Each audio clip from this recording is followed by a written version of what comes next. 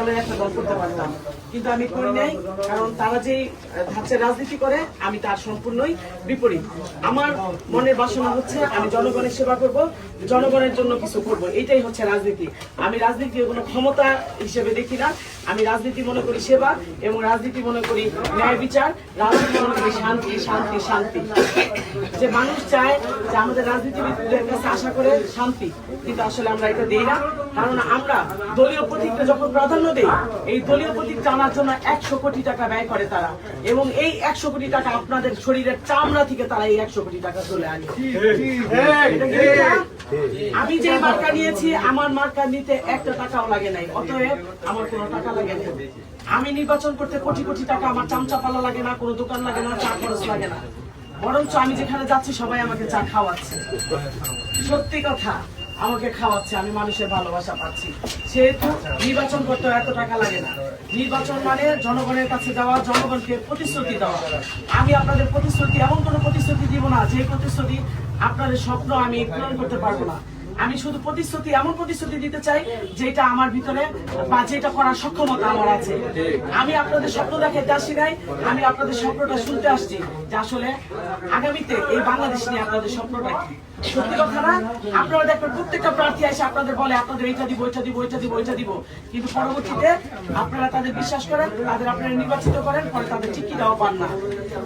বাংলাদেশে এখনো আমাদের রাষ্ট্রে প্রতিবন্ধী ভাতা আছে, বয়স্ক ভাতা আছে, বিধবা ভাতা আছে, অনেক কিছু আছে, মসজিদ মন্দির সবকিছুর জন্য বরাদ্দ আছে, কিন্তু এই বরাদ্দগুলো কিন্তু মানুষ পায় না। দেখেন আপনি মসজিদের জন্য রাস্তা রাস্তা টাকা তুলে, কেন? সরকারি তো আমাদের মসজিদের জন্য বরাদ্দ দেয়, কিন্তু এটা মানুষ জানে না। কেন জানে না জানেন? উনি যে প্রতীক আনতে লাগছে 100 কোটি টাকা, চামচারা লাগছে খরচ, এই চামচারা আবার তাদের হয়ে কাজ করছে, এই চামচারা কি করে পরবর্তীতে যে ভাতাগুলো আসে, এই ভাতাগুলো আল্লাহ রাস্তায় তারা খাইয়ে ফেলে। মিথ্যা বলছি ভাই? এখন যেহেতু আমাদের অনেক বছর পর, আমরা যারা এখানে আওয়ামী লীগ করেছে তারাও জানেন যে আসলে আমরা কিন্তু ভোটটা দিতে পারিনি। ঠিক আছে, আমাদের দিনের ভোট রাতে হয়ে গেছে, যার কারণে মানুষ কিন্তু ভোট দিতে ভুলে গেছে। এখনো আমি মানুষের কাছে যখন ভোট চাইতে যাই, তখন মানুষের মধ্যে একটা শঙ্কা থাকে ভোটটা হবে কি হবে না, এবং সুষ্ঠু হবে কি হবে না। এমন কিছু কিছু দল আছে এখনই তারা মারামারি কামড়াকামড়ি করতেছে, মানুষকে ভয় ভীতি দেখাচ্ছে যে ভোটের দিন আমরা মারামারি করবো, কাটাকাটি করবো। ভাই সাহেবরা, আপনারা ভয় পাবেন না। ভয়কে তো আমরা জয় করে আন্দোলন সংগ্রাম করেছি।